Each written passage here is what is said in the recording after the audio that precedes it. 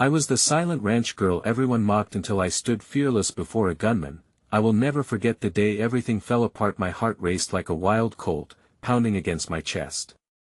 The sun hung low, casting shadowed fingers over the dusty ground, as if sensing the tension in the air.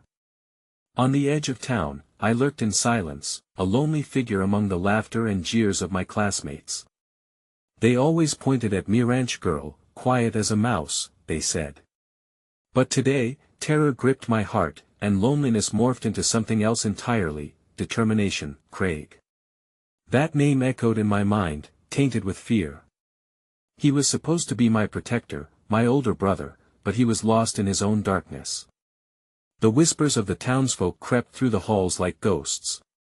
He talks to shadows, they'd say. It broke my heart. I wanted to save him, to pull him back from that edge, but there was only so much I could do while I stood in the background, a mere spectator. It was Friday, the town's day of life. The schoolyard buzzed with chatter and laughter, but an ominous chill settled as the clock struck noon. Suddenly, the world shifted. A loud bang shattered the afternoon calm. Eyes turned. Gasps floated through the air. My palms went clammy. A figure emerged from the shadows, a dark silhouette against the midday sun. A gunman. His face was hidden, but his presence loomed over us. Chaos erupted. Shouting. Screaming. Fear painted every corner. I felt the panic wrap around me like a vice, my knees trembled. But there was a flicker deep inside, a spark that ignited my soul. I couldn't just stand by. Not anymore. Time slowed. I could hear my heartbeat thump louder than the chaos around me. I took a step forward, adrenaline coursing through my veins. Everyone else cowered, yet I felt an odd sense of calm. Could I really confront the nightmare? Was I brave enough to challenge this terror? As I took another step, I noticed Craig in the distance. His expression was a mix of horror and something else, an unspoken plea. It filled me with an unyielding drive. My arms trembled, but I pushed forward, fear colliding with courage. The gunman turned toward me, surprised. The world held its breath. My voice, though shaky, rose above the noise, an ember in the dark. Stop. You don't have to do this. His eyes glinted, anger or despair, I couldn't tell. The tension coiled between us, like a live wire. My heart raced, yet I stood rooted, the weight of that moment crashing down on me. Would I be heard? Would I be seen? And then, a single thought invaded my mind: what if I was wrong? What if this moment was my last? Hey, before we continue with this amazing story, I need to give you an important heads up. Many subscribers have reported that YouTube unsubscribed them without warning. Take a quick second to check the red button below to make sure you're still subscribed to the channel. I'd hate for you to miss any of the exclusive content coming soon. And while you're there, smash that like button, it really helps me out with the algorithm. Oh, and tell me in the comments, which city are you watching from? I love getting to know every amazing person who's part of this community. Your participation makes all the difference. Let's connect. The gunman's gaze pierced through the haze of panic surrounding us. In those fleeting moments, I felt suspended in time, the chaos around me becoming a distant murmur. I could see Craig, frozen in shock, his usual scowl replaced by an expression of pure fear.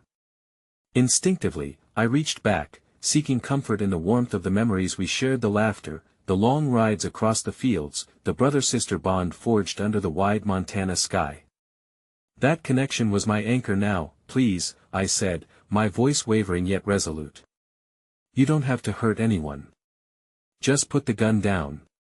My heart raced, and I could feel everyone behind me, their frightened breaths merging into a suffocating cloud. In response, the gunman's grip tightened, his body trembling like a leaf caught in a storm. It was as if I could see the turmoil within him, a clash of despair and anger. My heart twisted for him. Perhaps he was a broken soul, just like Craig. As hope flickered in the air, I surrendered to instinct and stepped closer, careful not to provoke him further. What's your name? The question spilled from my lips before I could second-guess myself. Look at me. I'm listening. Another beat of silence. There was a shift in his posture, a hint of confusion behind his masked face. For that brief moment, his resolve wavered. I could almost see the veil of rage lifting, replaced by something raw and vulnerable. I'm not going to let you kill us, I said softly, but I can't promise I'll let you go either. Not until we talk, then, a voice cut through the air, not the gunman's, but a young girl in the crowd, a classmate, usually too caught up in her own world to notice me. You're brave. You can do it. Her words rang out, sparking a flicker of life in the exhaustion around us. It was a small act of kindness, yet it swelled in my chest like a beacon. For a heartbeat, we both stood there, the gunman and Itwo's souls faced with countless shadows. I saw his shoulders drop ever so slightly, a whisper of surrender glimmering behind those darkened eyes. But just as hope began to weave through the air, the sound of sirens blared in the distance, echoing menacingly like vultures circling. Panic danced back into the gunman's body, and I felt my own fear surge again. No. Don't do it. I almost screamed as he turned, his finger hovering near the trigger. The laughter from earlier was completely silenced, swallowed by looming dread. I'll do it. He shouted, voice cracking like thunder as his grip tightened once again. Please, I begged, my heart pounding like a drum in my ears. You don't have to, but the moment was shattered as the world outside engulfed us in urgency. The flashing red lights from police cars painted the ground crimson. The screams intensified as officers shouted their commands, their voices a cacophony that filled every corner of despair. In that charged atmosphere, something broke, something both fragile and fierce. The gunman looked toward the exit, and for a split second, it felt like time had stopped, the weight of our choices hanging in the balance. Then, Craig moved. In an act of desperation, he darted from the edge of the crowd, towards the gunman. Stop! He yelled, and I glimpsed something shifting in his eyes. It was anger mixed with hope, an unexpected fire igniting the ice that had formed between him and the world. But did he understand the depths of the danger? My breath hitched as I desperately reached out towards him. Craig, no, and just as his hand reached for our brotherhood forged in chaos, the gunman turned with a guttural roar, the gun raising again, and time unfurled in slow motion. My heart shattered in that instant when I realized I had underestimated the darkness surrounding us, and the one flickering flame of hope that had ignited my soul started to dim beneath the weight of impending tragedy. I felt the world tilt beneath me with the stunning finality of choices unmade, the innocent and fragile flickers of bravery buried beneath the risks we dared not confront. And then all fell into chaos. A shrouded commotion enveloped our reality, clashing hope against despair. Unaware that this moment would enshrine itself in us forever. The scene erupted into chaos. The shrieks of terrified classmates intermingled with the harsh commands from outside, a maelstrom of noise punctuated by the echoing click of the gun. I felt frozen, trapped within the confines of my own body as Craig lunged forward, a reckless hero whose flames might extinguish in the wind. Craig, stop! My voice tore through the din, a futile call that seemed to hang in the fractured air. I caught a glimpse of his face, fear and determination swirling in his eyes like a storm. I wanted to reach him, to whisk him away from danger, but the gripping dread felt too potent, too heavy, a tangible fog that wrapped around me, stifling my instincts. In that staggering moment, the gunman's gaze shifted, following Craig with an intensity that felt like it could incinerate. I braced myself as the horror unfurled, a tapestry of despair stretching wider with every heartbeat. Craig, my brother who had been so caught in anger, had chosen a moment of courage, and I could barely breathe, helpless to stop him. Please, don't! I screamed, my voice piercing through the unsettling noise like a sharp blade. My heart swelled with an ashed plea, each word saturated with desperation and love. The gunman paused, briefly unsettled, as though he wrestled with inner demons fiercely lurking just behind his eyes. Would he strike? Would my brother pay the price for his moment of bravery? I leaned forward, the warmth of hope fighting fiercely against the encroaching shadows, desperate to find a way to bridge this chasm between us all. We can talk. Just let him go. A brittle, agonizing stillness hung in the air, punctured only by the thrumming of my pulse drowning out the sirens and fear. The gunman's grip began to waver, as I saw a flicker of something deeper represented in the spiral of his expression: loss, desperation, and the longing for something that felt unattainable. Then, with a swift, arresting movement, he turned away, the turmoil in his heart wrestling back to the surface in a surge of violence. "You think you can save him? You think any of you matter?" Those words struck against my heart like a bolt. In that instant, I noticed the faces around me mirrored fear, reflecting off one another, those familiar ones I had dismissed so easily in my world of isolation. In this extremity, we were no longer strangers, we were all here together, held tightly by circumstances beyond our control. There was resonance in our shared terror, a deep understanding that lingered like a solemn vow. "Your pain is real," I said softly, clutching onto the fragile thread of resilience. "But hurting us won't heal you. We are here to listen. Please, let's figure this out together." Just then, amidst the tension, an unexpected voice rose from the far corner, an elderly teacher, someone who had always offered warmth and kindness. "Please, let's not add more to this tragedy," she implored, her shaky voice imbued with sincerity that transcended the cacophony. "You're not alone. We're all here to support you." The gunman froze again, confusion casting shadows across his face. For a fleeting breath, I saw the turmoil within tremble and sway, and with it, my heart dared to hope. But suddenly, the world around us shifted as a group of officers stormed the entrance, guns drawn, voices amplified like thunderous waves crashing against solid rock. "Put the weapon down. Show us your hands." With their arrival, the fragile threads of connection I had attempted to weave began crumbling fast. The gunman's resolve solidified, the fire of desperation abruptly ignited again. "Stay back. Don't you dare come any closer." Time stood still, moments collapsing into seconds that washed over us like scars on tender skin. I could see Craig staring at me, caught between the urge to flee and the loyalty that compelled him to protect me.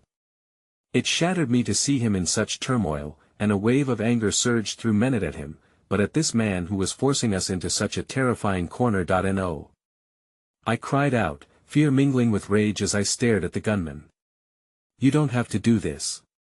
We can find another way." But the gunman's focus had pivoted again, the weight of the world crashing down upon him as tears began to form, glistening in the harsh light of our shared chaos. I felt a pulse of desperation deep within my chest. I trembled at what could unfold in the next moment. A lifetime etched into this instant, waiting for a decision that could rewrite our destinies, and just then, there was a click, sharp and piercing, rising above the symphony of distress. The gunman inhaled deeply, a cacophony of conflicting emotions playing out behind his mask. Amidst the lull of tension, I could do nothing but hold my breath, and hope, as my world pivoted on a knife's edge. Would he surrender to the connection we were desperately forging? Or would our fates twist into a nightmare that left us all forever altered? The answer blurred like ink under water, just out of reach, teetering dangerously on the precipice of total despair. The chaos continued to swell, an unrelenting tide of panic and uncertainty that surged through the air while I remained rooted to the spot. I locked eyes with Craig. He was trembling, the muscles in his jaw clenching as he fought his instincts. It felt as if the world had shrunk to just the two of us, ensnared in a web of fear, love, and deeper, darker shadows creeping into the edges of our existence. "Focus on me." I shouted again, my voice stronger now, fueled with the fierce love I felt for him. "You're a hero to me. You don't have to be reckless. Just come back." Each word was a thread, an attempt to knit our lives back together. Even as the fabric around us unraveled, the gunman stood in stark contrast, a storm cloud teetering on the brink of a downpour, his grip tightening around the weapon, knuckles turning white with suppressed pain. I could see the sweat beading on his forehead, the tremor in his hands, and what looked like anguish etching deeper lines into his face.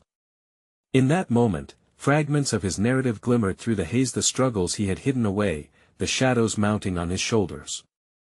A soft rustle from the back was barely audible above the noise, but it caught the gunman's attention, his head jerking fiercely as if he were a hunted animal feeling the tightening of a trap. No. He yelled, his eyes wild. "You don't know anything. You've never felt this kind of pain." A mix of fear and compassion surged within me. What's your story? We're here. Let us help, please, I murmured, hoping the vulnerability in my voice could bridge the chasm between us. The others listened intently, their breath stilling, identifying with the darkness he wore like an armor, but his lament was brief, overshadowed by the harsh yells from the officers who had breached the scene. The sudden wave of authority seemed to fuel his desperation further. Stay back! He shouted, the vehemence in his voice a chilling warning that sent tremors through me. With the tension sticking in the air like treacle, I could see not just fear alongside courage but also the ember of hope glistening in the eyes of my classmates. Some were nodding along with me, hesitant yet willing to see the humanity behind the danger. I caught Glenn's gaze, quiet all this time, but now resolute. He looked younger, raw beneath the surface of his bravado. Aren't we all carrying our own burdens? He said, surprising me. What if every life is worth living, worth fighting for? The words hung between us, cracking through the thickening atmosphere. In a world where tragedy reigned, he dared to hold hope like a beacon, igniting courage instead of fear.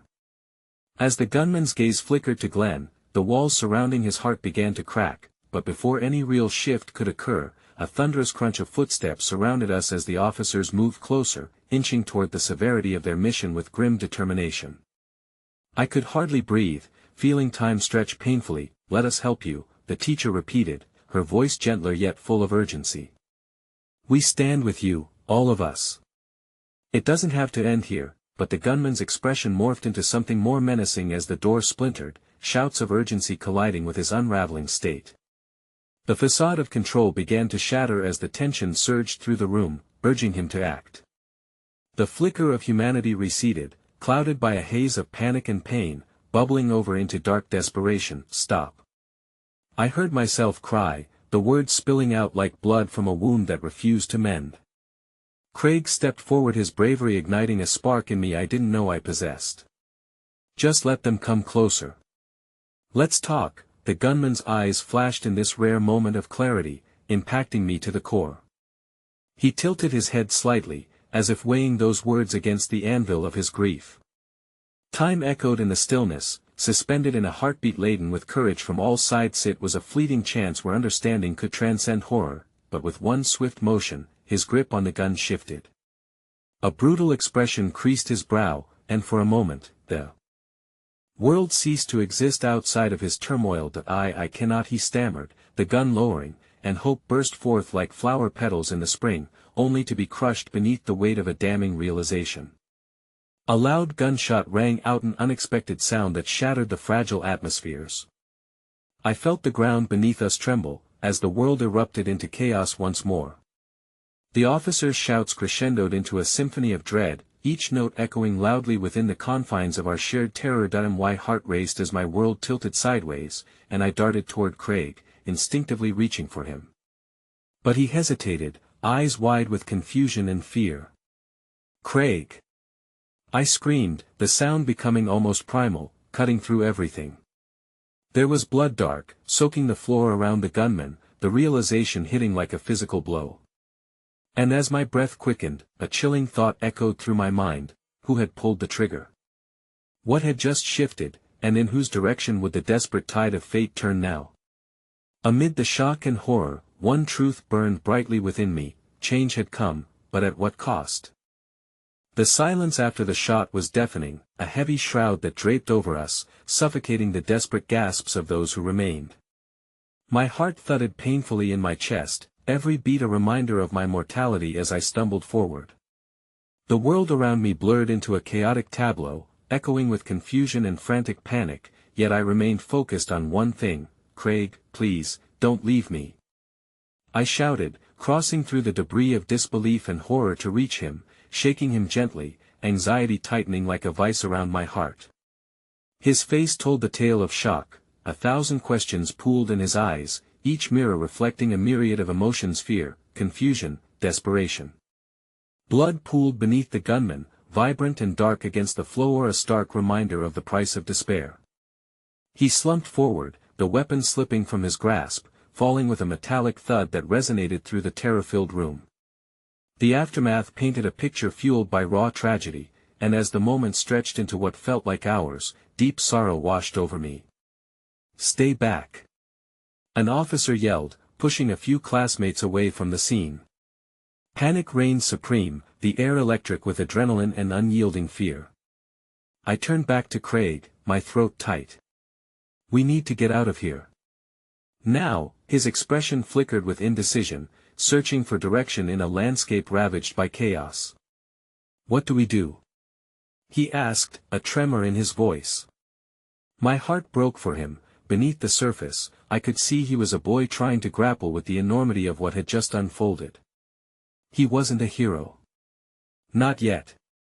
And still, I could feel that ember of courage glowing within him, much like the warmth of hope still flickering inside me that I don't know. I cried, glancing back at the gunman's still form, the officers moving in like an approaching tide. But we can't let fear control us. We're more than just victims in this. The uncertainty that tethered us both felt heavy as we turned to the chaos swelling around us. A few classmates had already begun to move, propelled by adrenaline and instinct, retreating towards the back hallway, some clutching each other as if solidarity would shield them from the memories destined to haunt them later. Come on. Glenn's voice cut through the clamor, his hand reaching for Craig, pulling him closer. There was something fierce in his eyes, a defiance that seemed to rally us all, the strength found in vulnerability, the courage born from unity. I reached out too, my fingers brushing against Craig's and locking them together. But as we moved, I noticed something out of the corner of my eye. The gunman's breathing, shallow and labored, began to shift. And amidst the haze, something struck me deeper than fear. It was the flicker of life, a search for help that resonated even in the interpretation of his despair. Wait! I shouted, turning back, desperation spilling from my heart. He needs help. We can't just leave him here. What? Are you crazy? Glenn's voice was a mixture of anger and disbelief, filled with the gravity of the moment. He just shot someone. He's dangerous, but he's also hurting. I insisted, feeling a wave of empathy wash over me, the fragility of the world we inhabited coiling around my heart like ethereal chains. We can't let fear dictate our actions. He's a human being. Maybe he's just lost. That I stepped away from Craig, from Glenn, feeling the pull of something greater than myself, the human condition wrapped in compassion that transcended even the factors driving our fears. A small spark of hope nestled within me, telling me that every life deserved a second chance, no matter how tarnished by pain. As I approached the gunman, time slowed. I felt the tremors of the officer's shouts vibrating in the air, but somehow they became background noise as I knelt down near him. Listen to me, I said softly, my voice trembling but resolute. You're not alone in this. We're all suffering, but that doesn't mean it has to end this way. We can help each other heal. His eyes flickered towards mine, revealing a vulnerable soul buried beneath layers of tragedy. Just for a moment, a hint of recognition passed between USA fellowship forged in our shared humanity. But that moment crashed under a thunderous roar. Get back! An officer yelled, stepping toward me, hands raised, tension rippling in the air. In that instant, I realized I had stepped between the gunman and the barrel of the officer's weapon. Fear flooded in, but so did a flicker of courage. Before I could process it, I shouted, no. Don't hurt him. He's suffering. The world around me exploded with sound, conflicting orders echoing in confusion as others caught up to the scene. Even Craig moved forward, a flash of determination igniting behind his own fear as he reached for my arm, grounding me against the swell of chaos. Lena, please. He choked out. The gunman, lost between life and the brink, suddenly drew a shuddering breath, one that felt both haunting and painfully alive. And I felt the weight of our intertwined fates, each breath a thread pulling us into a desperate tapestry of possibility. Lena. Craig's voice was insistent now, pulling me back, but my heart was pounding in my ears, my thoughts spiraling script after script. In that moment, I understood that change was impossible without risk, and I had unwittingly chosen to dance on the precipice of fate. But as every delicate moment stretched and twisted in the air, like clock gears grinding slowly to a halt, I caught the glint of something metallic, dangerously close to me. My gaze fixed on the gunman's hand, trembling and unstable, as the officer nearby prepared to take action. Everything lurched forward. A revelation struck me with icy clarity: would this moment account for empathy, or would it ultimately unveil more violence? The endgame felt incredibly close, a gaping abyss hidden behind the facade of courage and instilling an all-consuming dread. What came next would ignite a reckoning on every front, one that none of us were prepared to face. The commotion surged like a storm, each heartbeat drumming the urgency of the moment. I could feel the eyes of everyone on meth officers and my classmates alike watching, waiting, holding their breath as if the air were thick enough to choke. Time had stopped for us, locking us in a dance with dread and uncertainty. With adrenaline coursing through my veins, I leaned closer to the gunman, entreating him through a haze of fear and rage. "You're not just a monster. You're a person who's hurting. You don't have to do this." My voice trembled, hanging in the air like a fragile whisper against the chaos. His gaze flickered, and for a fleeting moment, I saw the humanity trapped beneath his pain. Was it desperation that drove this young man to brandish a weapon? The words of my father echoed in my mind, lessons about reaching out to those who struggle, even when the darkness threatened to engulf them. "Get her back!" The officer shouted again, his voice taking on a terrifying edge.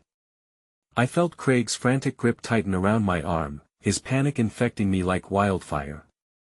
But I remained focused, willing to stand tall even as the storm raged around us. "Please," I pleaded, barely above a whisper. "We can talk. We can find a way out of this together. You don't have to be alone." The gunman's breath hitched, and I would have sworn I saw something slip into his eyes. Maybe it was vulnerability or the remnants of a hope extinguished long ago. But just as quickly, his brow furrowed, and the slightest tremor ran down his hand, still clutching the gun, a tempest of confusion twisting within him. "Lena, stop. You're going to get hurt." Craig's voice roared through panic, the tension in his grip escalating to urgency sharp enough to cut. I could hear the tremor in his voice, the undercurrent of fear that thrummed in his every syllable, but I continued to will myself to connect, surging through the din that threatened to drown us all. Desperation rode the air like a comet blazing across night skies, brilliant, messy, and ephemeral. "Let us in. There's always another way. You just have to see it," I implored him, beseeching the thread of hope entwined amid our calamity. For one breathless moment, silence enveloped us like the calm before a thwarted storm. Confusion flickered across the gunman's face, the turmoil in his eyes almost unbearable. And then, I saw a fragile lift of his chin as if he saw an opening flickering at the far end of his darkness, but before I could even breathe my sigh of relief, an officer hesitated, the uncertainty in his own eyes stark against the backdrop of his resolve. The gunman sensed it too, nerves electrifying the space between us like a live wire. This was the moment where hope hung, tenuous and eager to be claimed, yet perilously close to unraveling. "Step away from him." Into the sea of shouts, a commanding voice cut harshly. My heart dropped. Time started up again, charging forward like a freight train. Suddenly, I felt the cold press of fear grip my heart, and the echo of the gunman's breath seemed to collapse into a suffocating silence, mirroring my own rising dread, the realization that I might not reach him in time. Craig pulled my arm with a force that nearly knocked me off balance. "Lena, please." His voice was broken, a plea layered with panic. What could I possibly do in the face of such looming tragedy? It was a moment condensed into a singular reality. Fear was as powerful an adversary as the gunman himself. My heart sank, and the weight of despair threatened to crush me. My spirit wavered like a flickering candle caught in a gusty wind. Then came an unexpected sound, a small whimper nearby that cut through the chaos like a knife, grounding me momentarily. I glanced to the side, catching sight of a small girl, perhaps 8 years old, trembling beside a group of older students, her wide eyes filled with unshed terror. The innocence in her gaze made my heart clench painfully, and I knew then that I needed to do more than just bridge a connection between the gunman and myself. The shift within me was undeniable. I turned to Craig. Determination anchoring my voice. "We have to protect her and everyone else, too. If things go south, we need a plan, an escape route. We can't let fear hold us back anymore." His brow furrowed at the resurgence of defiance within me, but as he caught sight of the girl, the flame of courage ignited behind his own worry. "Okay, what do you want to do?" "We create a distraction," I breathed. "There's always a way to rally together, to save something precious, no matter the risk." We glanced around the space, sensing the others. Students had huddled together, some still cowering in shock while others whispered ferociously, hardly aware of the impending danger shifting like a wave before us. Without thinking, I stepped back, my mind racing with options as I envisioned ways to push against the suffocating tide of fear gripping us all. I reached out, grasping Glenn's shoulder, pulling him into the plan. "We need to move fast," I whispered, urgency coating my words. The gunman's gaze darted sporadically between us, his expression growing more frantic with each exchange.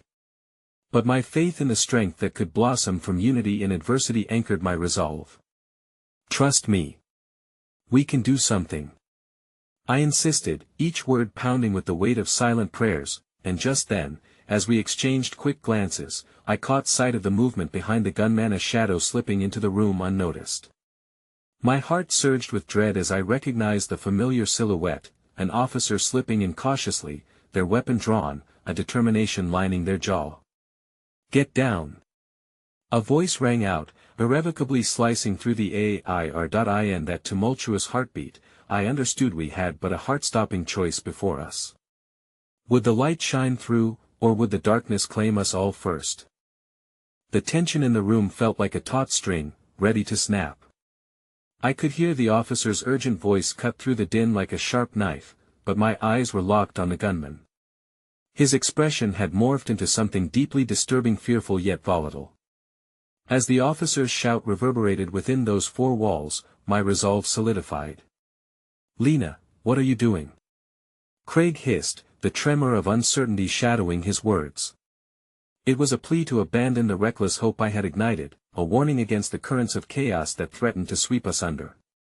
"Trust me," I called back, more firmly than I felt inside. "We can't let fear decide our fates. Not when we have each other." The flicker of a thought surged through me. Words were powerful, and while I was trying to reach out to the gunman, I needed to reach out to the others around me too. I turned to Glenn and the others, gathering their attention, willing courage to form a tangible entity among us. The small girl was still there, her eyes wide and full of unshed tears. Our collective strength was vital now, more than ever. "Listen." I raised my voice above the rising crescendo of dread. "We need to show him we care. We need to be a united front. If we can just reach him." My words trailed off, choked by uncertainty, but their eyes lit with shared understanding. Suddenly, I felt a small hand slip into mine. It was the girl. Her grip was fragile, but it pulsed with an unexpected ferocity. She took a breath, and like a wave, it brought a sense of calm clarity amidst the turmoil. Hope threaded our hearts together, a delicate strand of connection that felt unbreakable against the backdrop of fear. The gunman was still scanning the room, his attention torn between the chaos and us. "You all think you can just talk me down. You don't know what I've been through." The pain laced in his voice reminded me of countless times I had felt the sting of isolation. It held echoes of hurt that could turn even the gentlest darling into a storm. "Nobody cares," he shouted, laughter mixing with the dark irony of his words. The intensity of his turmoil sent an uneasy shiver through me, and before I could think to stop myself, I stepped closer, the small girl's grip unwavering. "But we do care," I said, my voice finding its steadiness, fortified by the presence of those willing to stand beside me. "I don't want you to suffer. I want to understand. To hear your story." He flinched, the anger flickering across his features, challenged by incredulity. His gun wavered, uncertainty wresting control from raw rage. I could see the glimmer of a boy trapped beneath layers of pain, that same vulnerability I had glimpsed before, the kind that had once made me feel isolated and small, and yet now, it seemed to resonate. That moment hung tangibly between us, the gunman and I, a heartbeat of vulnerability directly opposing the barricade of fear that held the world outside at bay. But as hope blossomed in the depths of my heart, I saw the flicker of the officer behind him begin to move again, eyes intent and weapon steady. No. I gasped, instinctively squeezing the girl's hand tighter. "Please. Don't move. We can't let this spiral anymore. It felt as if time had warped, stretching out every heartbeat drawn in and out. In that breathless instant, our gazes locked, and I dared to hope that my desperation resonated somewhere deep within him. But just as it felt like we teetered on the edge of understanding, the door burst open, and another officer rushed in, breathless and ready for action. Everyone down. He shouted, his voice a clarion call shattering the fragile connection we had forged. The gunman jerked, his grip tightening reflexively on the weapon. I swear if anyone comes any closer, I will. In that split second, fear surged like a tide through the room. Craig instinctively tugged me behind him, a protective barrier against the chaos that crackled like static electricity. The officer's voice was drowned out by the rising panic. Students huddled together, eyes darting toward the gunman and the escalating confrontation. Lena. Craig yelled, urgency. Bursting from him, it felt like a lifeline amid the torrent. We need to get out of here, now, but all I could think about was the look in the gunman's eyes. That glimmer of confusion that had flickered so close to being a spark of understanding. I hadn't just seen a monster, I had seen someone who might feel lost just as I did. And maybe just maybe behind that cold, unforgiving mask, he was crying out for help too. With each chaotic heartbeat, I could sense the precipice beneath us, where everything could unravel, and I was desperate to grab hold of what tether remained. And yet, just as I was about to take another step toward him, the officer's movements escalated, echoing like a thunderclap. Now, the gunman spun, and in that dizzying moment, everything blurred into a cacophony of shouts. My heart sank, and hope wavered. No. Wait.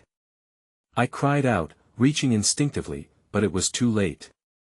A shot rang out, a blast of sound that consumed the air, slamming into my chest.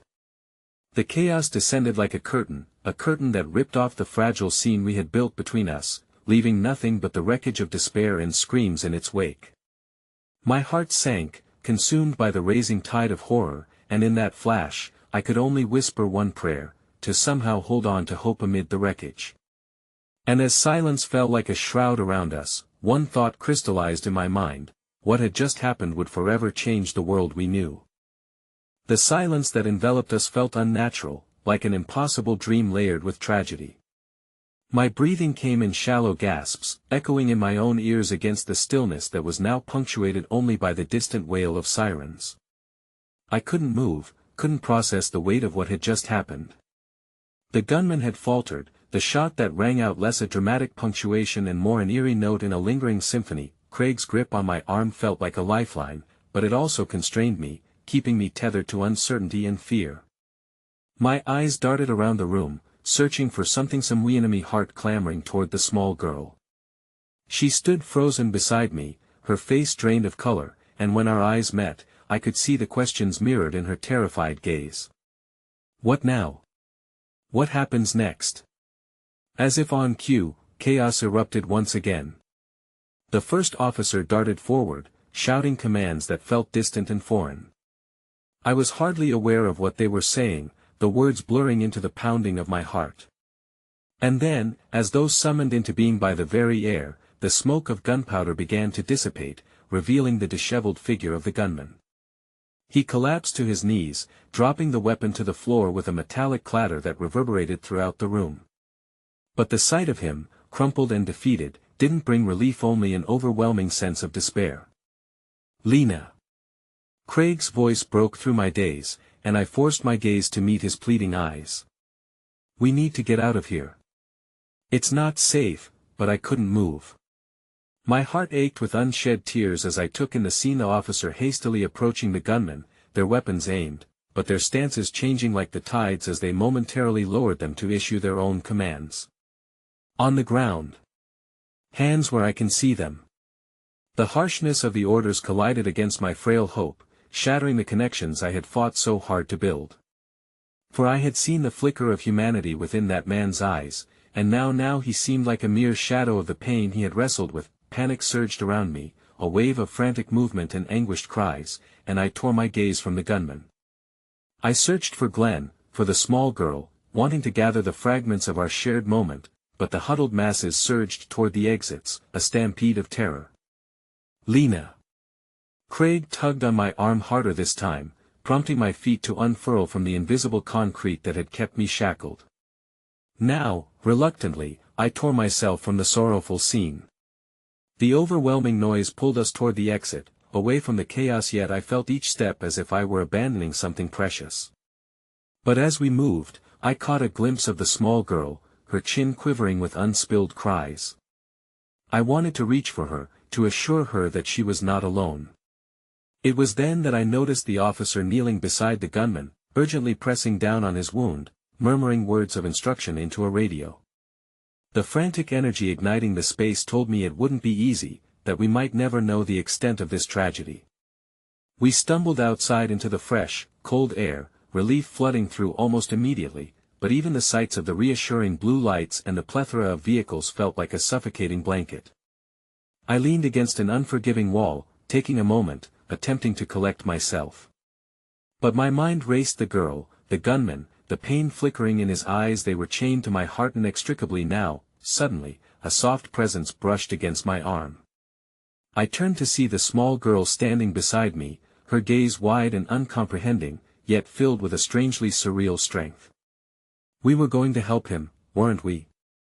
she asked, her voice small yet unwavering. That I knelt quickly to her level, casting furtive glances toward the scene we had just fled.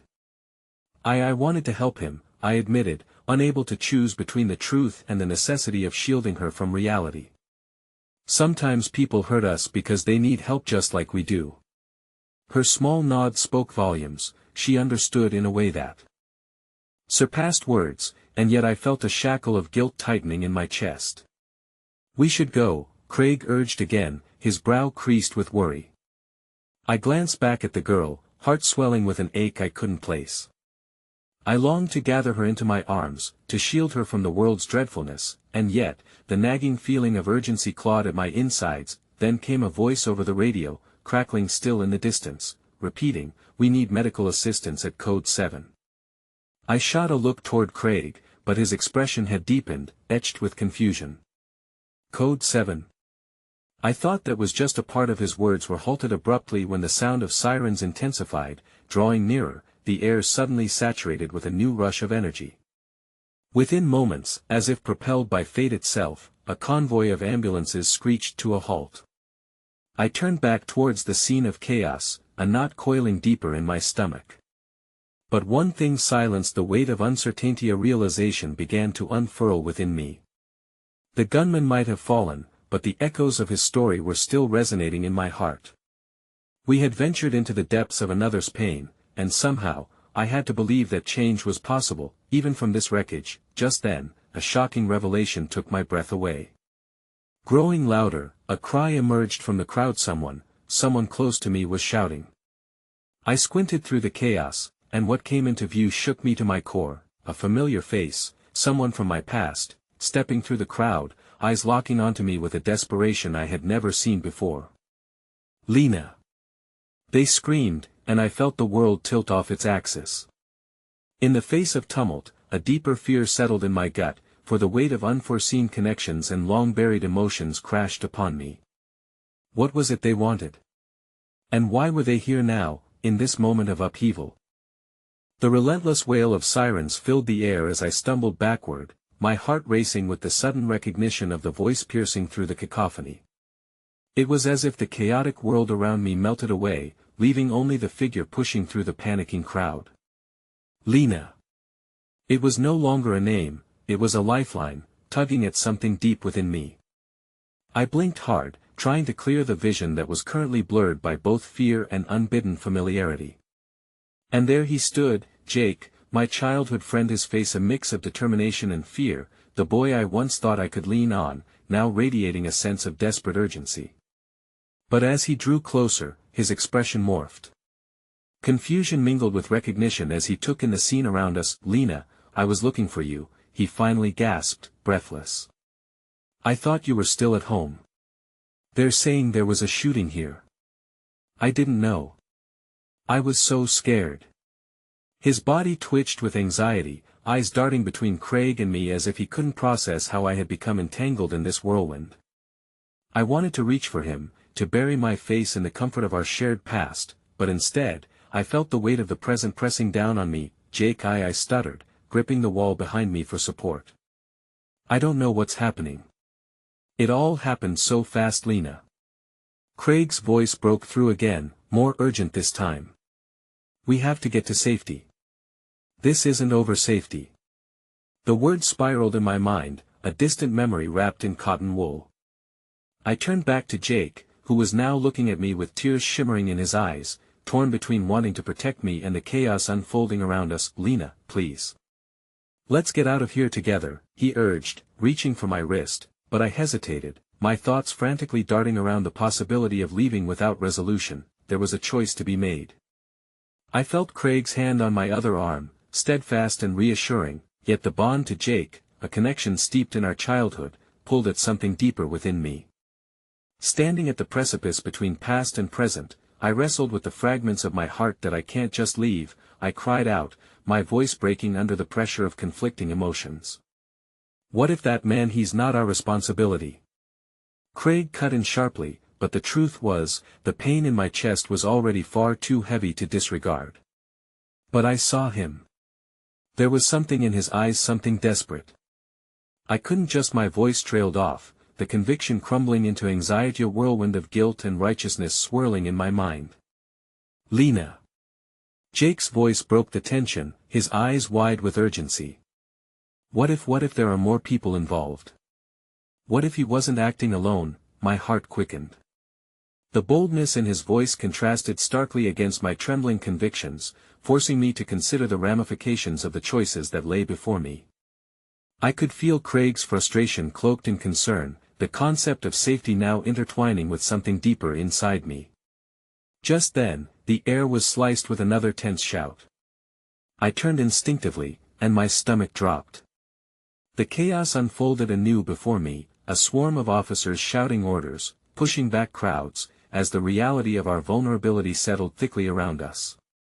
And then, from the corner of my eye, I caught sight of that familiar small girl, moving through the throng, her face strained but resolved. Help him. We have to help him. She pleaded to an officer who tried to guide her away from the tumult. Hope and despair twisted within me, colliding in a painful amalgamation.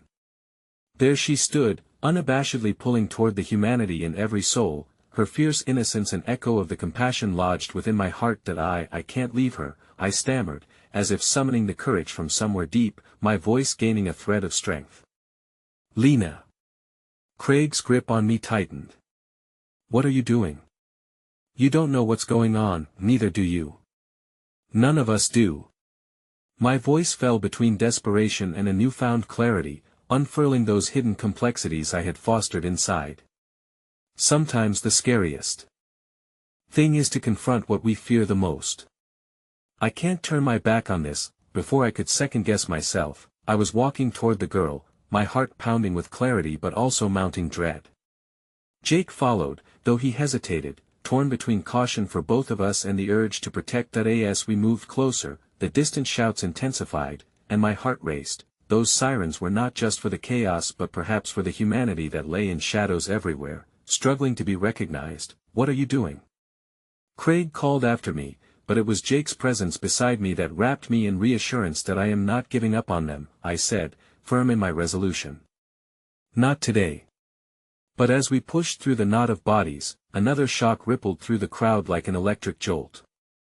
Just ahead, I spotted the officer I'd seen tending to the gunman, now facing a new, alarming situation. Suddenly, he turned, his expression blank, shouting something into his radio. Code 3.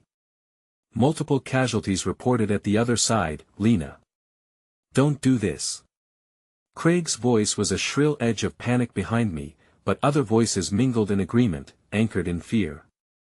The crowd shifted, the tension palpable, and in that instant, I felt the fissure of a decision about to break me. With the weight of Jake's grip steadying me and the small girl's cries sharp in my ears, I felt hope threads intertwining with fear. Every step drew us closer toward truth but deeper into danger. It was then that the enormity of our courage, vulnerability, and raw humanity began to coalesce, charging the air thick with collective strain.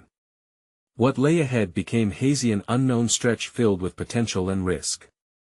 I was thrust into a world where my heart raced faster than clarity emerged.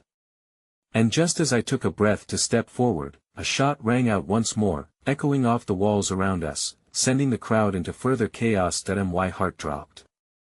"Stay close!" Jake shouted, eyes wide with shock, as I turned toward the sound. What had I plunged into? What was waiting on the edge of this tapestry entwining us all? The air was electric, charged with the unspeakable. Anguish twisted into a living force around me, squeezing until it was hard to breathe.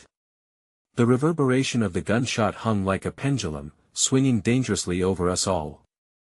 Everything seemed to shift. It felt as though the world had turned on its axis in mere moments, and we were grappling with its aftermath in the chaos of a crowded schoolyard. I grabbed the small girl's hand tighter, my heart racing as adrenaline surged through my veins.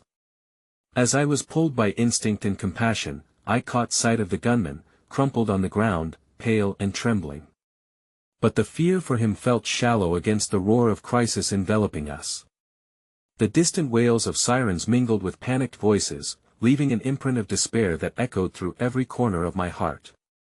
Meanwhile, Craig's voice rang out, desperate and broken. "Lena!" He surged forward, grabbing my shoulder tightly, as if grounding me in the reality spinning wildly around us. "You can't. Please just listen." His eyes were frantic, brimming with fear, and I could sense his need to protect me, drowning in the tidal wave of our circumstances. "Someone needs to help him," I shouted, almost in defiance. "He's hurting. Just like we all are." Even as the words tumbled from my mouth, I felt a sliver of self-doubt carve through my consciousness. But the small girl, eyes wide with steadfast determination, nodded at my resolve. "No one needs to suffer alone," she called out, her voice unwavering, cutting through the overwhelming noise.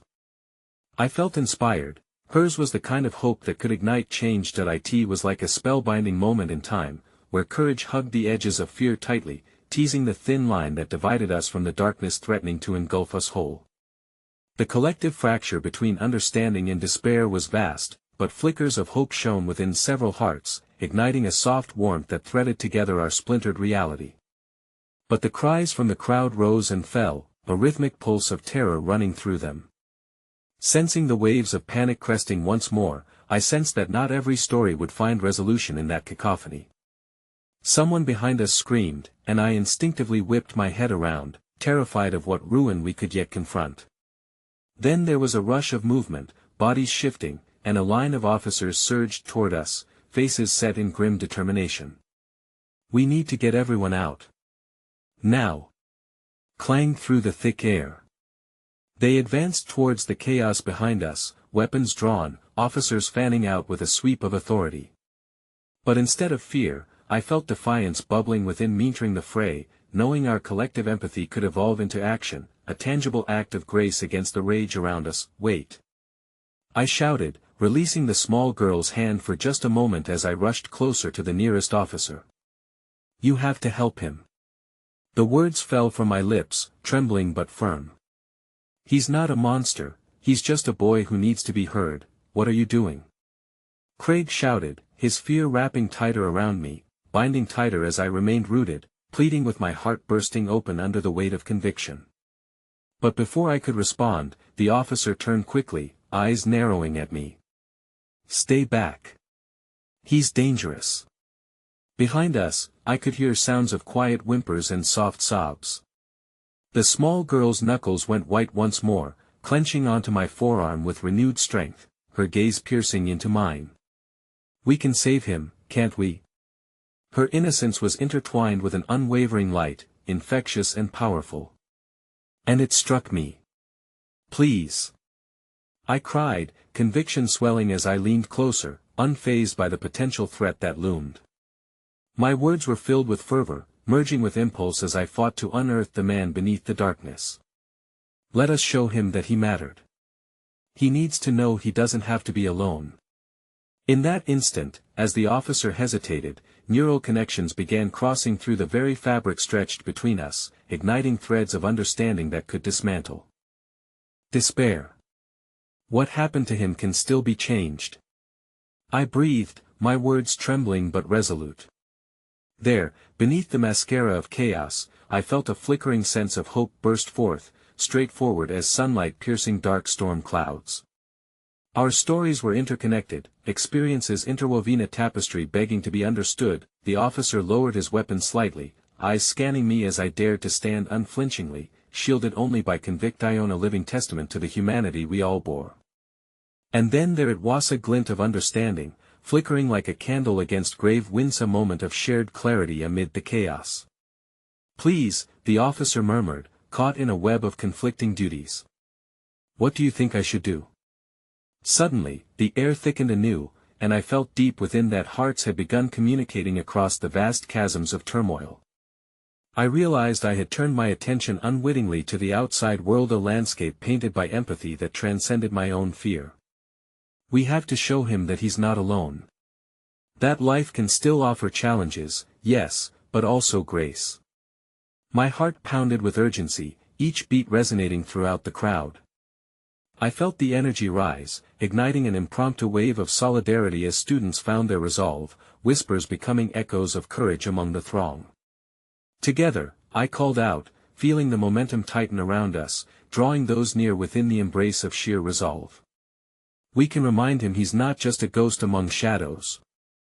And then, as if the universe shifted momentarily to align potential with possibility, I saw the gunman's position begin to falter, his eyes glancing around bewildered. Underneath the chaos, beneath layers of sorrow, there bubbled a flicker. Was it hope? Fear? The potential of both intertwined, caught in the volley of compassion cascading toward him.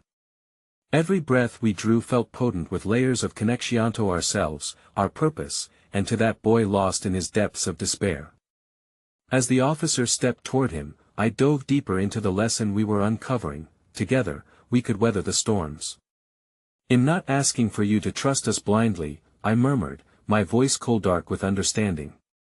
"But let us teach you the way toward your own gentle rebirth. It's out there waiting for you." And even as the world tightened around our hearts, a current of humanity surged through us, sparking that decision, a choice to find healing from every story interwoven within this shared experience.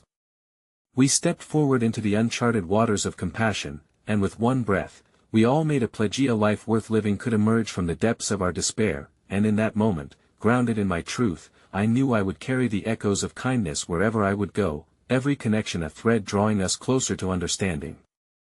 I held tight to hope, certain that we could face down the darkness together, ready to love fiercely, to embrace life, and to serve the healing still waiting to unfold. For despite the shadows behind us, healing was a dance initiated through courage, a testament to the strength of our collective grace. With that unwavering belief resonating in my heart, every shadow cast against our world began to surrender to the light of possibility.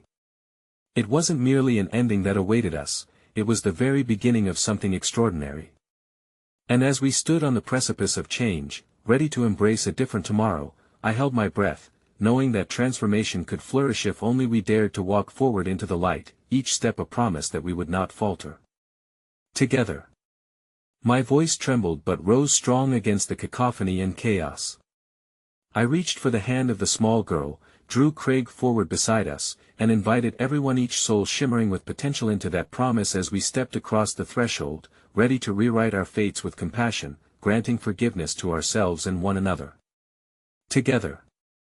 And as we forged ahead into the unknown, a single thought crystallized amid our hopes, echoing forevermore: to embrace our shared humanity is to embrace life itself, unconditionally. Together, we can change the world.